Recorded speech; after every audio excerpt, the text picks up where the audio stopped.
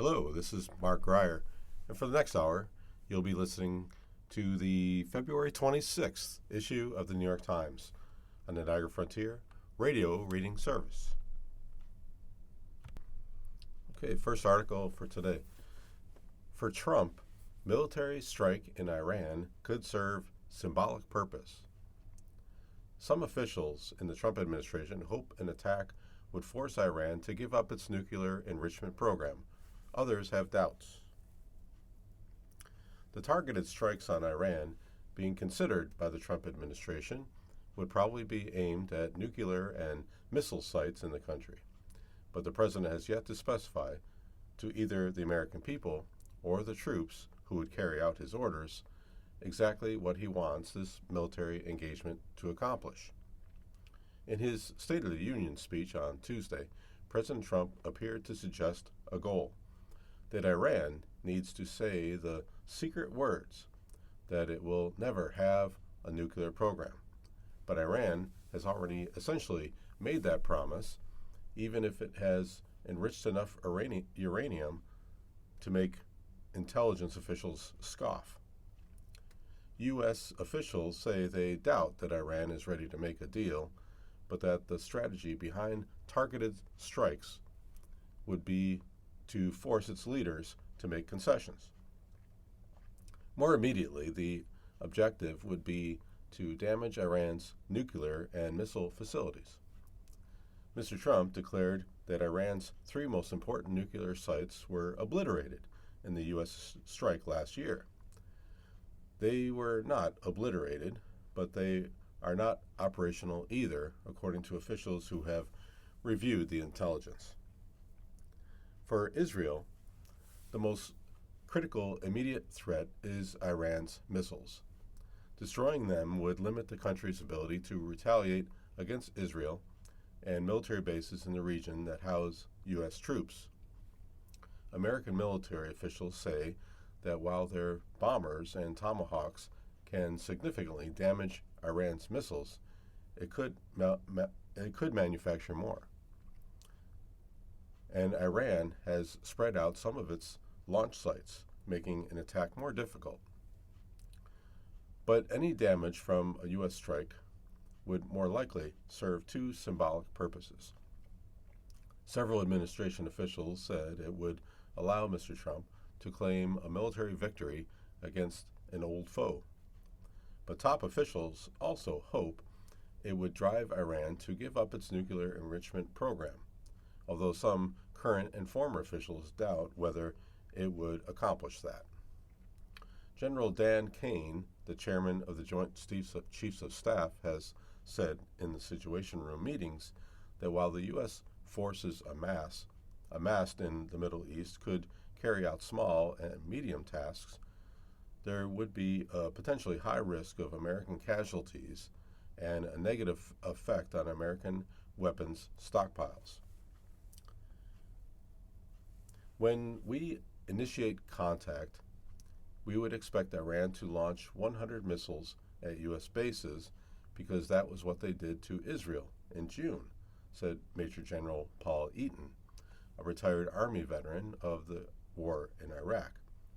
American troops, he added, have neither Israel's vaunted Air Dome defense system nor its vast bunker network to help keep casualties down during the country's armed conflict with Iran last June. Mr. Trump, General Eaton said, has failed to make the case to the American people for why we are conducting this war of choice. Critics of Mr. Trump also say that if he intends to attack, he needs to articulate a clear objective and seek congressional authorization. The president has not explained why now is the moment for another war in the Middle East, said Representative Jim Himes of Connecticut, the top Democrat on the House Intelligence Committee. If anything, he has done the opposite by continuing to insist publicly that previous strikes obliterated the Iranian nuclear sites. Senator Jack Reed of Rhode Island, the top Democrat on the Armed Services Committee, said in an interview that there was a performance element to much of the president's foreign policy making. He hopes that when he starts the performance, the other side will quickly say, "We give up. Let's settle this," Mr. Reid said. When they don't, the president simply declares victory and moves on, Mr. Reid said. In his address on Tuesday, Mr. Trump said his preference was to solve the issue diplomatically. "We are in negotiations with them. They want to make a deal," he said, without explaining what kind of agreement his administration was trying to reach. Analysts have noted that Iran is in a weak position but appears unlikely to make a diplomatic deal, given how much it has invested in its nuclear program. It is unlikely that Iran is going to accede to President Trump's demands and give up its nuclear program, said Joseph Sachs, a former senior CIA officer and an adjunct fellow at the Foundation for Defense of Democracies. "We are likely headed to a military confrontation."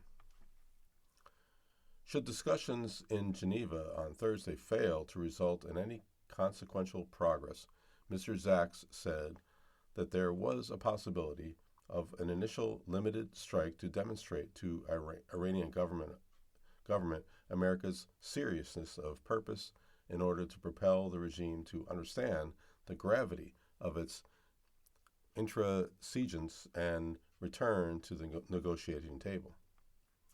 But Mr. Sachs predicted that any sort of limited strike would probably have the opposite effect and harden the Iranian position, adding that it was not in the supreme leader's DNA to make concessions on the Iranian nuclear program that went beyond the deal reached during the Obama administration. Mr. Trump withdrew the United States from the agreement during his first term. Privately, some senior administration officials are skeptical that diplomacy will work, prompting a debate over what military option would most likely force Iran to make a deal on its nuclear program. The Trump administration has debated two plans. One would be a major strike aimed at hitting a huge number of targets over a sustained period of time.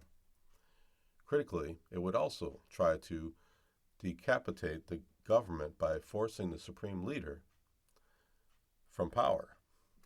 But Mr. Trump seems to favor a targeted, limited strike on the missile and nuclear sites. The purpose, in addition to damaging missile stocks and production, would be to force the Iranians to negotiate. American officials have said that if Iran did not accept their demands after a targeted strike, Mr. Trump would then consider the larger strike as a follow-on mission. But two U.S. military officials said that despite the administration's military buildup in the region, the Pentagon does not have the forces or munitions needed for an extended bombing campaign. 7 to 10 days, one of the officials said, is about how long the American military positioned in the region could continue strikes. Some officials have warned that any strike would probably unleash an outsized response from Iran.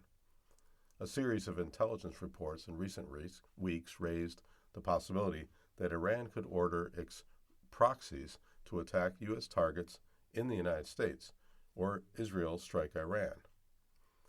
Some officials noted that Iran's response to the U.S. nuclear strike last year was relatively restrained, but that may not be the case this time. If the Iranian government determines its limited retaliation failed to deter American aggression. In meetings on Iran, General Kane and John Ratcliffe, the CIA director, provided options and intelligence to the president and his advisors. But to the frustration of some of Mr. Trump's advisors, the discussions have centered more on tactics than on the broader strategy the administration is trying to pursue. The United States has long assessed that the supreme leader will not be willing to give up Iran's nuclear program, and that the more Iran is attacked by the United States, the more likely he is to believe his country's best defense will be to get a nuclear weapon. Mr. Trump's speech Tuesday night succinctly captured the extent of the president's thinking and planning on Iran, one official said. One thing is certain, I will never allow the world's number one sponsor of terror, which they are by far, to have a nuclear weapon, Mr. Trump said. Can't let that happen.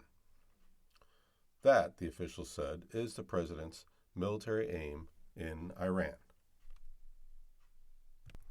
Okay, let's move on to the next article.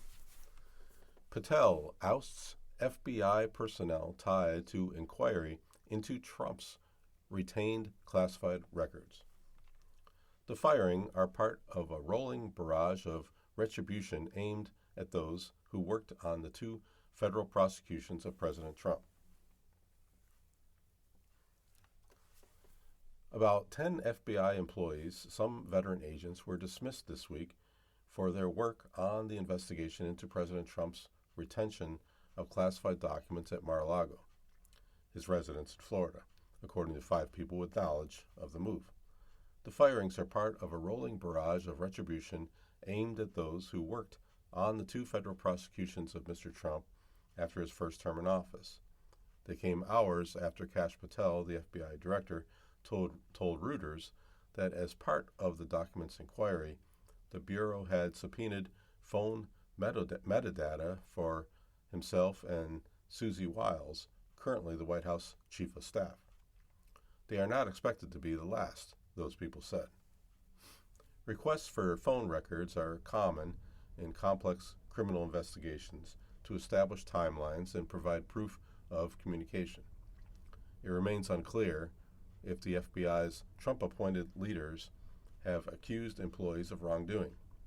In the past, they have not. In some cases, firings have violated procedural safeguards created to protect agents from politically motivated dismissal, according to the agents of the lawyers of the agents. The FBI Agents Association, a professional group representing Bureau employees, denounced the dismissals in a statement, describing them as an unlawful termination that violates the due process rights of those who risk their lives to protect our country. Mr. Patel's announcement came at a tenuous moment in his tenure.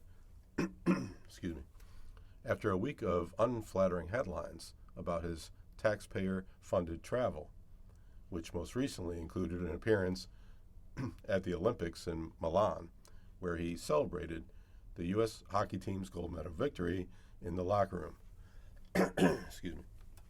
The firings are likely to stoke growing resentment against Mr. Patel, a Trump ally seen by many agents as a high-flying neophyte willing to sack rank-and-file employees on a whim without evidence they did anything wrong, according to current and former officials. Mr. Patel said that not only did the FBI under the Biden administration request phone toll records for himself and Ms. Wiles, which did not include recordings or any information related to the content of conversations, but officials at the time also sought to conceal they had done so in requesting court approval. Some, possibly all, of those fired were involved in that effort, according to a person with knowledge of the situation. Mr. Patel portrayed himself as a victim of a malicious effort to target Mr. Trump and those who support him during his 4 years out of office, including himself, Ms. Wiles, and others caught up in the Mar-a-Lago investigation. It is outrageous and deeply alarming that the previous FBI leadership secretly subpoenaed my own phone records, he said in a statement to Reuters.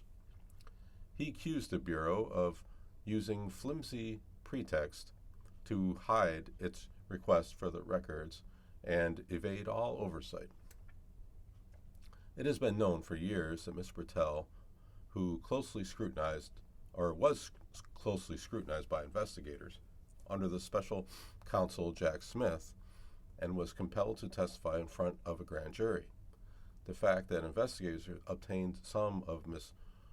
Wiles' phone records was made public during the inquiry into Mr. Trump's mishandling of classified documents. A spokesman for Mr. Patel referred reporters to the statement given to Reuters.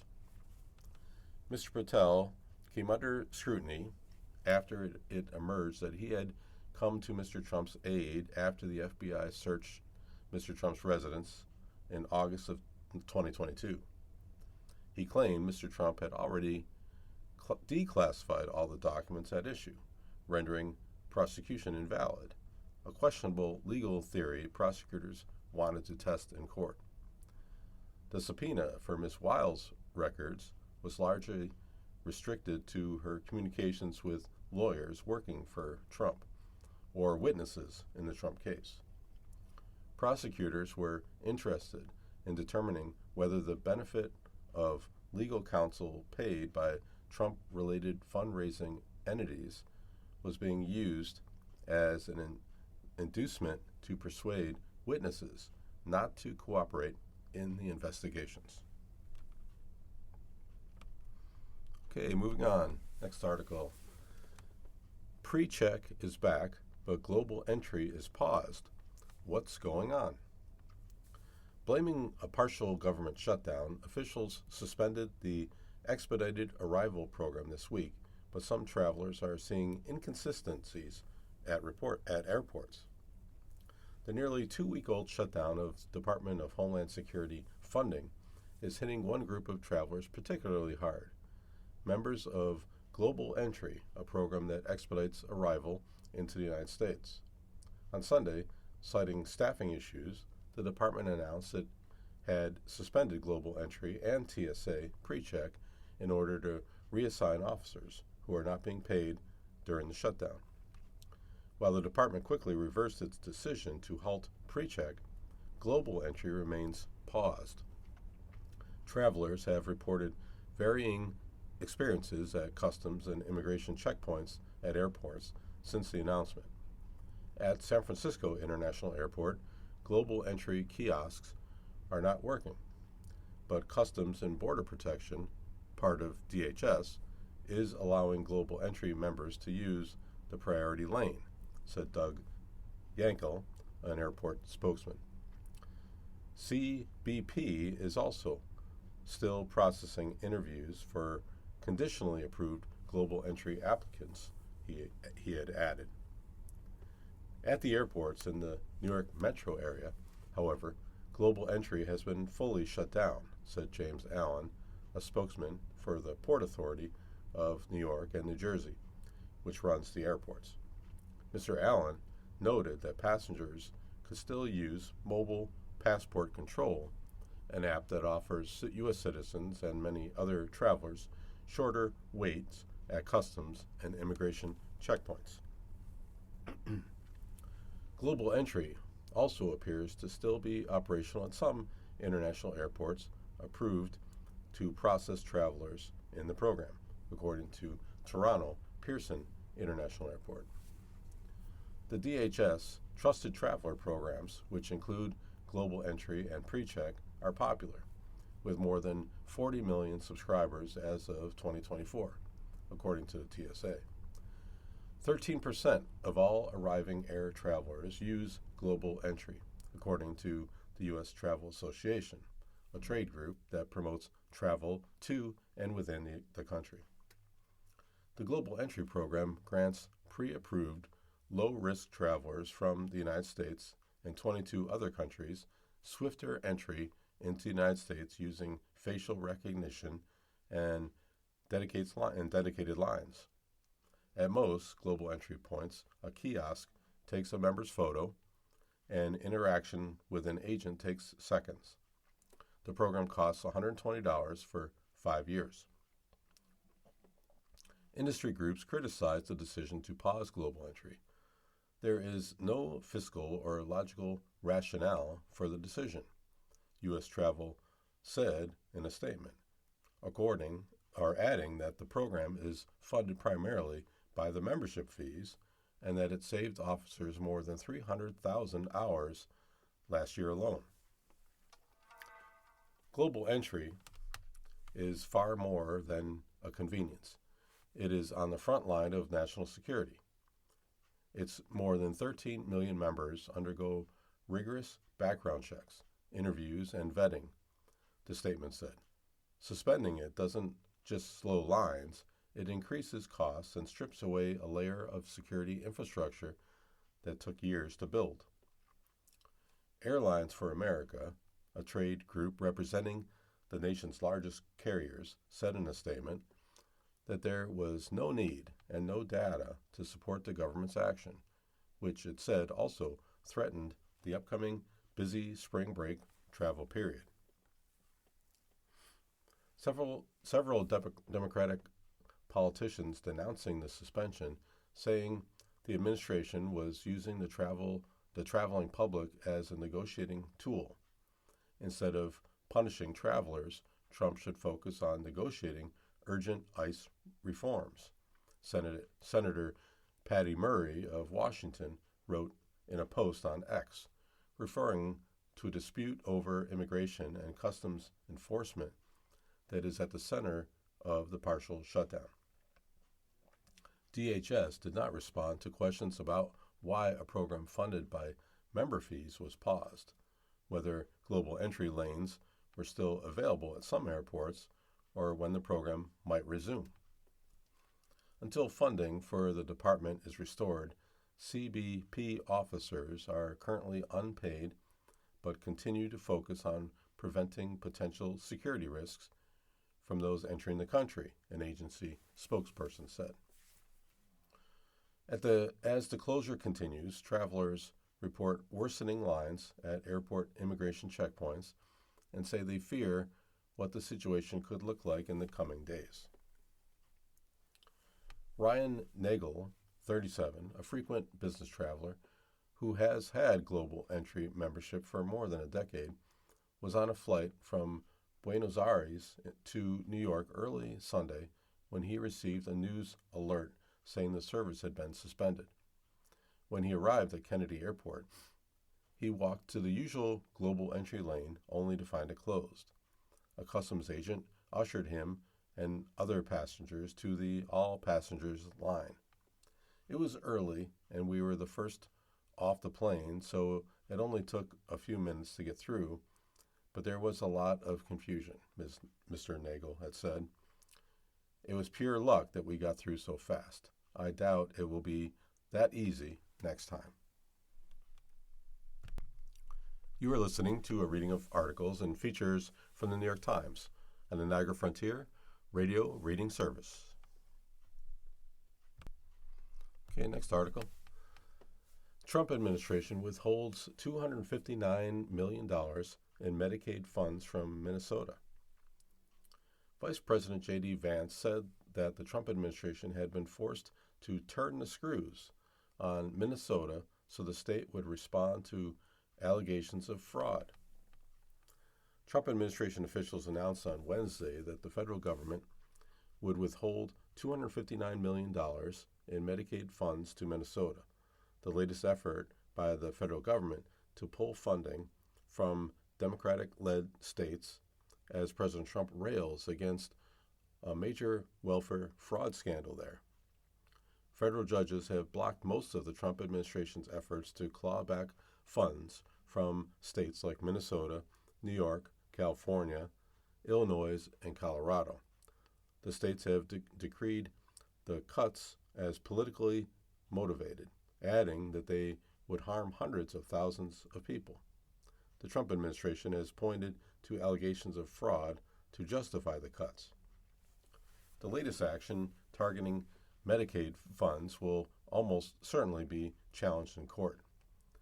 Vice President J.D. Vance, who led a news conference detailing the plans, said that he felt quite confident that we have the authority to do this, adding that the Trump administration had to turn the screws on them a little bit so they take this fraud seriously. Mr. Trump had tasked Mr. Vance in his recent State of the Union speech with leading a new anti-fraud effort. Responding on social media, Governor Tim Walz of Minnesota, a Democrat, said that the move was part of a campaign of retribution.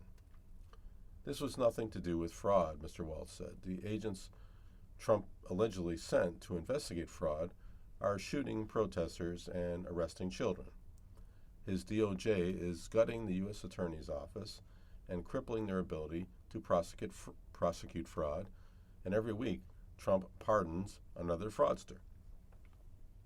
Mr. Walz was referring to the fatal shootings of Renee Good and Alex Preddy, the detention of the 5-year-old Liam Ramos, and the firing of federal prosecutors, and Trump pardons of convicted fraudsters like Adriana Camberos and David Gentile and Todd and Julie Grizzly. In January, the Trump administration moved to withhold funding for food stamps and other hunger relief programs in Minnesota.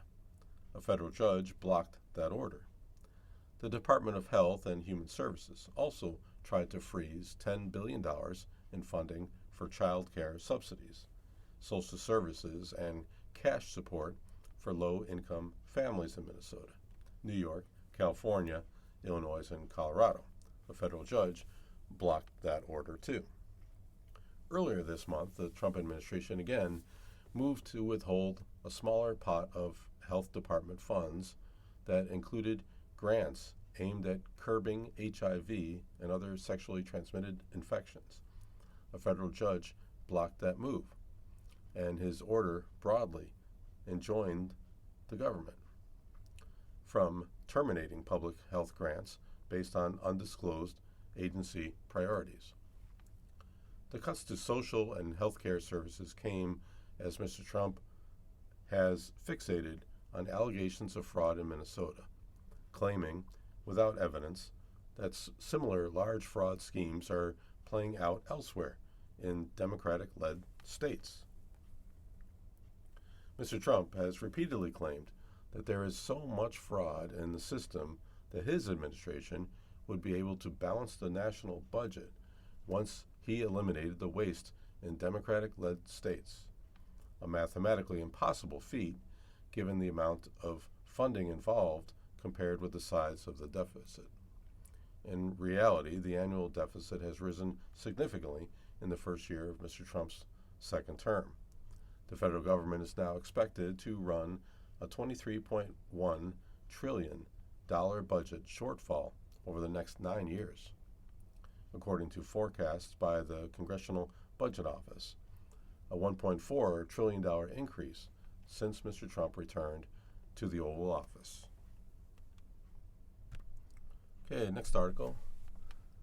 Trump officials seek to break editorial firewall at U.S.-funded news agencies. 2 federally funded newsrooms received a draft funding agreement that could give President Trump's appointees the power to veto their new hires for editors-in-chief and chief executives. The Trump administration is seeking to limit the safeguards protecting the editorial freedom of federally funded news groups that broadcast overseas, raising concerns that it could undermine an independent source of news in parts of the world with few of them. 2 of the organizations that President Trump tried but failed to shutter, Radio Free Europe, Radio Liberty, and Middle East Broadcasting Networks, earlier this month received a draft funding agreement that could give Mr. Trump's political appointees more control over their operations. The administration could have the power to veto their new hires for editors-in-chief, chief executives, and members of their boards, and could unilaterally shut down parts of their news operations with a 2-week notice, according to a draft of the proposal reviewed by the New York Times and 2 people familiar with the matter.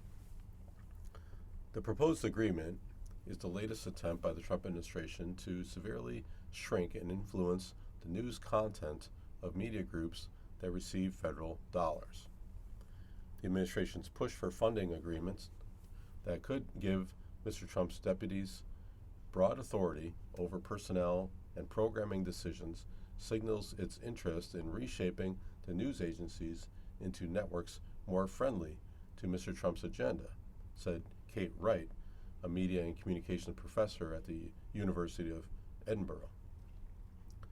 It is about strengthening control over those networks, said Ms. Wright, who has studied how state-funded broadcasters can be captured by partisan politics. This is deeply worrying for editorial freedom. The two news organizations declined to comment, citing ongoing contract negotiations. Kari Lake, who leads the federally funded news group's parent agency, the U.S. Agency for Global Media, rejected the idea that the administration was seeking to influence editorial decisions. She characterized the premise of this article as fake news spin and said her agency's proposed agreement was not editorial interference, but an attempt to ensure accountability of taxpayer dollars. Under this administration, USAGM answers to American taxpayers, and publicly funded outlets will serve our nation's interest, Ms. Lake had said in a statement. Accountability is back, and much to the chagrin of globalists. Last March, Mr. Trump signed an executive order effectively dismantling the global media agency that oversees federally funded news programs. He called Voice of America a federally funded news group created in 1942 to fight Nazi propaganda, a total left-wing disaster, and put nearly all of its 1,400 journalists and support staff on paid leave. Ms. Lake then terminated funding to other federally funded news groups without much explanation. But courts have largely halted efforts to shut down the groups, and Congress has reauthorized funding for them, bucking Mr. Trump's wishes. Members of Congress from both parties were concerned that closing U.S.-funded news groups would allow Russia and China to saturate audiences with disinformation. Radio Free Europe, Radio Liberty, and Middle East Broadcasting Networks, which are private nonprofits, now have to sign a contract with the Trump administration to receive the money that Congress had authorized. The administration's proposal stripped a section on editorial freedom that appeared in last year's agreement, which said the administration acknowledges and affirms the safeguards meant to preserve journalistic independence. The safeguards, known as the firewall, prohibit political appointees from meddling in the news organization's editorial decisions, an effort to ensure that foreign audiences trust their journalism and to dispel accusations that the U.S. government is funding propaganda. Instead, the proposal would shift the burden of providing an objective news service from the government to the recipients. It states that nothing herein shall be interpreted to cause the news groups to violate the highest standards of professional journalism, while requiring their coverage to be consistent with the national interests of the United States.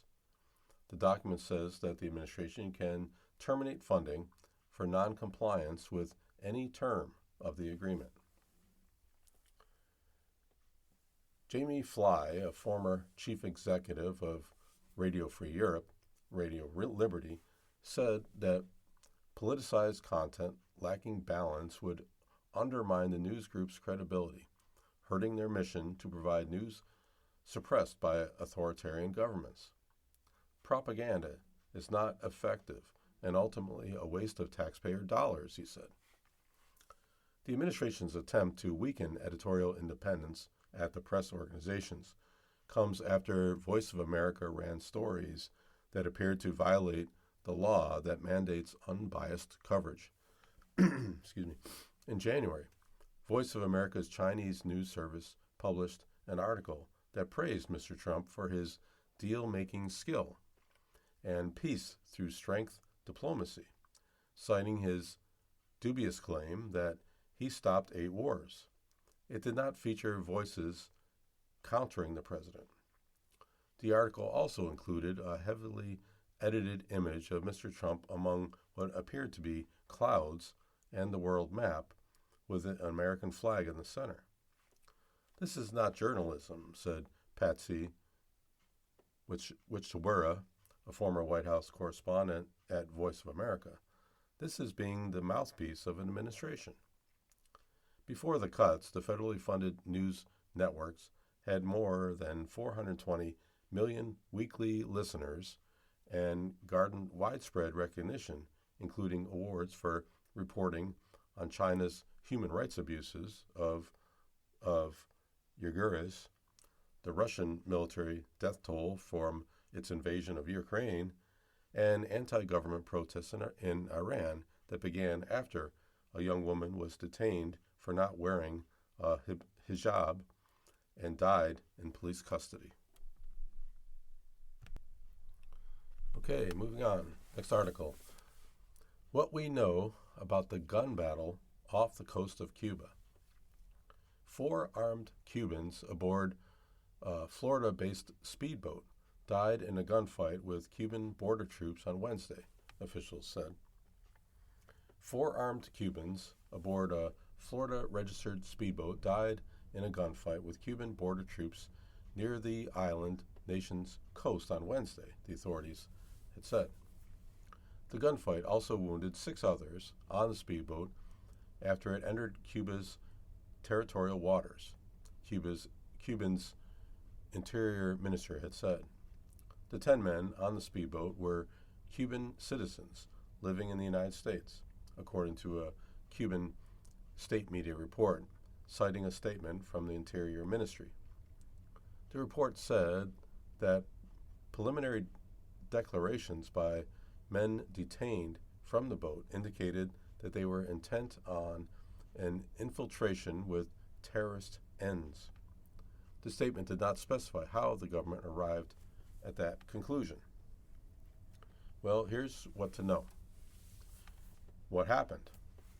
The vessel had approached within 1 nautical mile northeast of El Pino, of the El Pino Channel, a town in the central province of Villa Clara, according to a statement from Cuba's Interior Ministry. 5 Cuban border guards on a government boat approached the speedboat seeking identification. When the people aboard opened fire on Cuban personnel, wounding a Cuban commander, according to the ministry's statement and Cuban state of media. As a result of the confrontation at the time of this report, 4 foreign attackers were killed and 6 were wounded, the government said. The wounded were evacuated and received medical attention, it said. The Cuban state media report, citing a second government statement, said the men were carrying weapons, Molotov cocktails, bulletproof jackets, and camouflage gear. The authorities arrested one man who had admitted to flying into the island nation to meet the boat. A second government statement said the majority of the men on the boat have a criminal or violent history, it added. The Florida-registered boat appears to be a 24-foot Proline motorboat built in 1981, according to Florida state records. That is what corresponds to the registration number provided by the Cuban authorities. The government began releasing the names of some of the dead and injured late Wednesday. What have U.S. lawmakers said? Well, Secretary of State Marco Rubio, who was in St. Kitts and Nevis on Wednesday on a diplomatic trip to meet with officials from Caribbean nations, told reporters earlier that the United States was investigating the shooting, but was so far relying on the Cuban government for information. As we gather more information, we'll be prepared to respond accordingly, he added. Mr. Rubio said the incident was not part of a U.S. government operation and did not involve U.S. government personnel. In a statement, Representative Carlos Jimenez, Republican of Florida, called for an immediate investigation into what he called a massacre. The Attorney General of Florida, James Uthmeier, said he had ordered the state's Office of Statewide Prosecution to open an investigation into the shooting. The Cuban government cannot be trusted, and we will do everything in our power to hold these communists accountable, he said. What is the background? Well, the Trump administration has stopped oil shipments to Cuba and has threatened tariffs on the goods of any other country that tries to deliver oil to Cuba. The Cuban government has denounced the U.S. measures. Faced with widespread oil shortages and soaring food prices, the Cuban economy is in a freefall, and experts say it could become a watershed moment for the communist government. You are listening to a reading of articles and features from the New York Times on the Niagara Frontier Radio Reading Service. Okay, next article. Russia launches big strikes before U.S.-Ukraine talks in Geneva. Moscow unleashed an extensive drone and missile attack just hours before American officials were set to meet with Kyiv's chief negotiator. Russia pummeled cities across Ukraine with drone and missile strikes ahead of talks on Thursday in Geneva between American and Ukrainian negotiators to prepare for the next round of trilateral peace negotiations. The drone and missile attack targeted Ukrainian cities, wounded at least 20 people, and damaged buildings in 8 regions, including Kyiv, officials said. President Zelensky said in a post on social media on Thursday that the Russian strikes had targeted gas infrastructure and power substations. The latest barrage was launched just days after Ukraine marked the 4th anniversary of Russia's full-scale invasion. Steve Witkoff, President Trump's special envoy, and Jared Kushner, Mr. Trump's son-in-law, are scheduled to hold discussions with Rustem Umerov, Ukraine's chief negotiator and head of the National Security and Defense Council in Geneva on Thursday. Mr. Zelensky said that the talks would focus on organizing the next meeting with Russia and would include discussions of what the Trump administration has described as a prosperity package for Ukraine to help the country recover after the war. The peace talks started last month, and the only concrete result has been a prisoner exchange, highlighting the difficulties of reaching a deal to end the war. Mr. Umerov was expected to raise the possibility of another prisoner exchange during the talks with the Americans on Thursday. The last round of U.S.-mediated negotiations took place in Geneva on February 17th and 18th, but Mr. Witkoff and Mr. Kushner skipped the second day of meetings, which lasted just 2 hours. On Wednesday evening, Mr. Zelensky said on social media that he had spoken by phone with Mr. Trump, Mr. Witkoff, and Mr. Kushner, and he thanked them for their efforts to end the war. He said that he expected the talks on Thursday to help move the negotiations to the leaders' level. President Trump supports this sequence of steps, Mr. Zelensky said. This is the only way to resolve all the complex and sensitive issues and finally end the war. Okay, next article. Zoe? Ma'am? A new mayor needs a nickname. Mayor Zohran Mamdani has been given a bevy of nicknames by New York City's tabloid newspapers and political class. Which one will stick? Mayor Zohran Mamdani is a man of many names. New Yorkers are still figuring out what to call him. The city's tabloids have proclaimed him Zo, Zo, or Ma'am, seemingly unsure which one will stick. He is Z to his staff and to his mother. In his youthful rapping days, he performed as young Cardamom.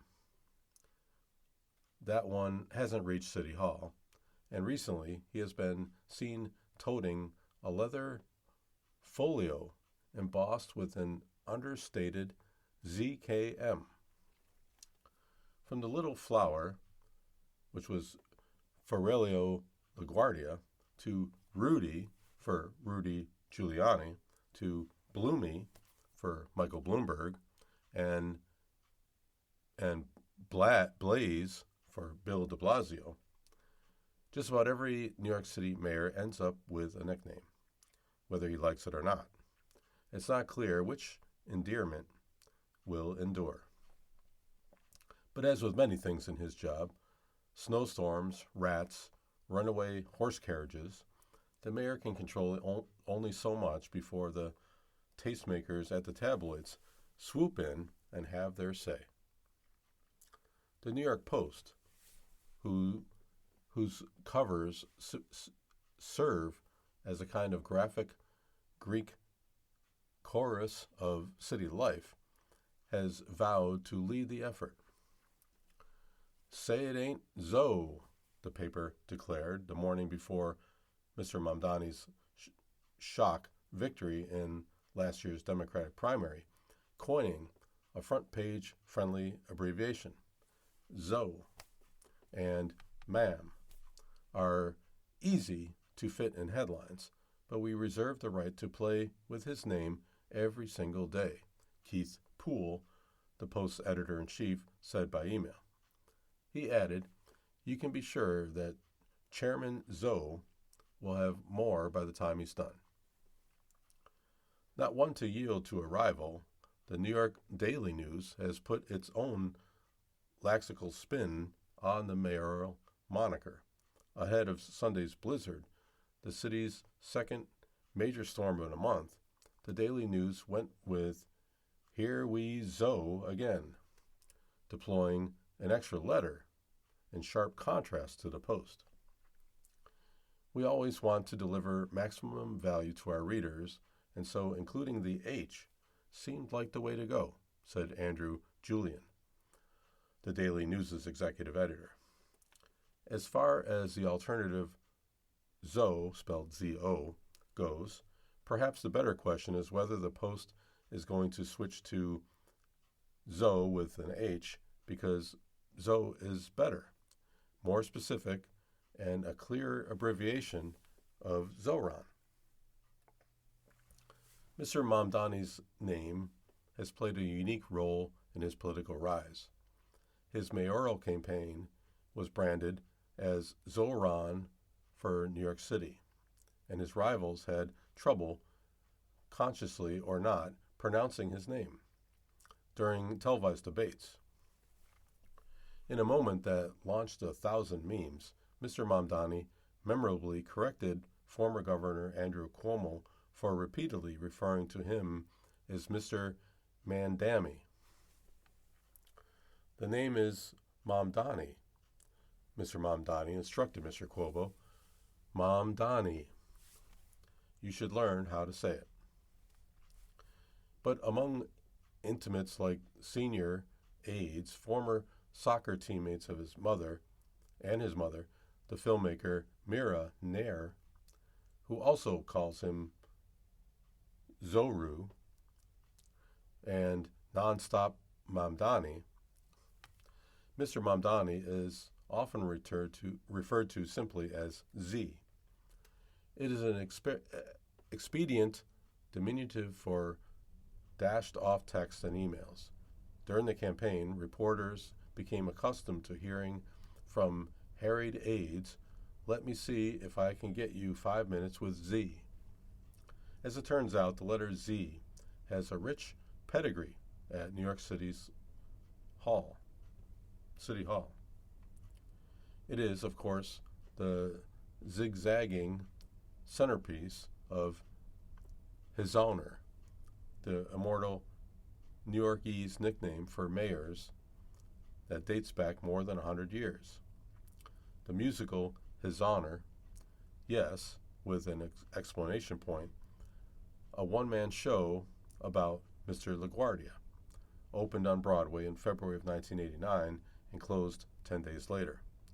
That same year, Mayor Edward Koch published a book of conversations with Cardinal John O'Connor under the title His Eminence and His Honor, a candid exchange.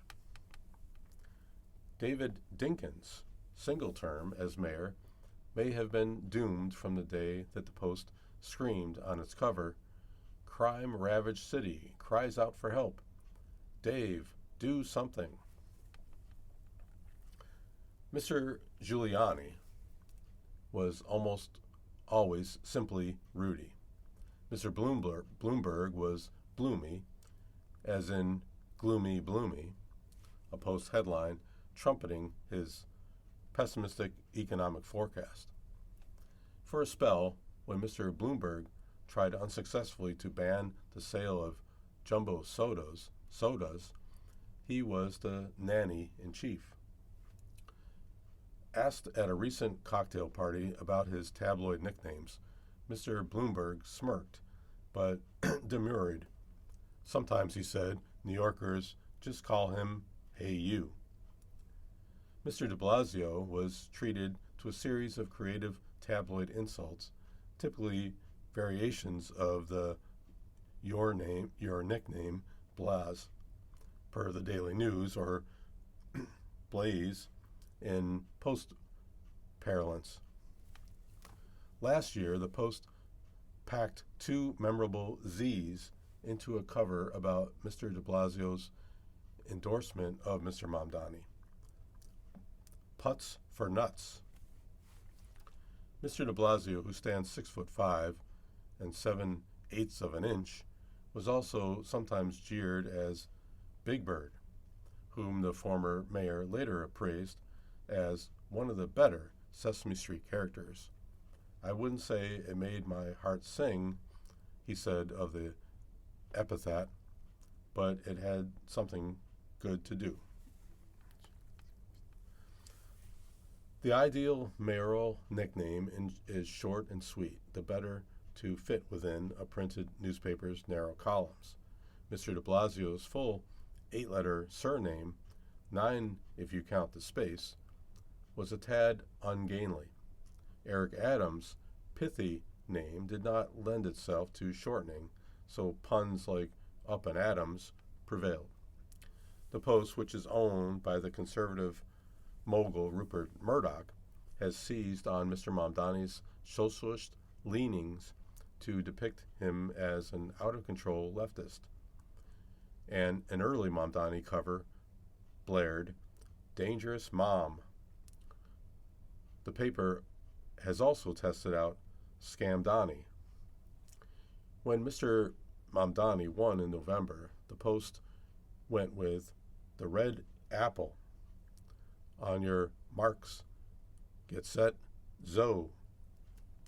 The cover, accompanied by an illustration of Mr. Mamdani brandishing a hammer and a sickle, was so popular that the newspaper began selling it on coffee mugs and T-shirts. If the mayor has a take on his tabloid nicknames, his press office isn't letting on. Mr. Mamdani is partial to a more straightforward title, according to a City Hall spokesman. "The mayor," she said, "prefers to be addressed as Mayor Mamdani." That article was a bit difficult to read with all the quotes and kind of silly nicknames. Sorry if it was difficult to listen to. Okay, moving on. Last article for today. World Economic Forum president resigns over Epstein ties. Borge Brende, a former foreign minister of Norway, had maintained contact with the disgraced sex offender. Borge Brende, The chief executive of the Foreign Economic Forum said on Thursday that he would resign after an independent investigation by the group into his ties to the convicted sex offender Jeffrey Epstein. His resignation from the organizer of the annual summit in Davos, Switzerland, came less than a month after the release of the latest batch of files related to Mr. Epstein revealed that Mr. Brend, a former foreign minister of Norway, had stayed in contact with the disgraced American financier long after he had been convicted of soliciting a minor for prostitution. We respect his decision to step down, the forum said in its statement, expressing its appreciation to Mr. Brend for his instrumental leadership over a pivotal period of reforms. Mr. Brend said after careful consideration that he wanted the forum to continue its work without distractions. He is among several prominent Norwegians named in the documents released by the Justice Department in recent weeks, which exposed how Mr. Epstein had courted decision makers around the world. There are a few notes added to this article that I'll read of other people identified. Bob Kerrey, the former U.S. Senator from Nebraska, has resigned from the board of clean energy startup in the state after documents released by the Department of Justice indicated that Kerrey and Jeffrey Epstein had met and corresponded over email more than a decade ago. Another person identified, Lawrence Summers, the Harvard University economist and the school's former president, will resign from teaching at the end of the academic year, according to a Harvard spokesman.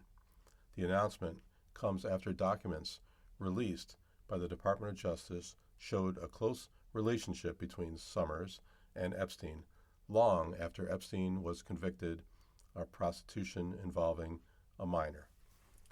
I'm sure there'll be much more to come on this topic. Okay, you've been listening to a reading of articles and features from the February 26th issue of the New York Times. Your reader today has been Mark Reier. Thank you for listening and have a great day.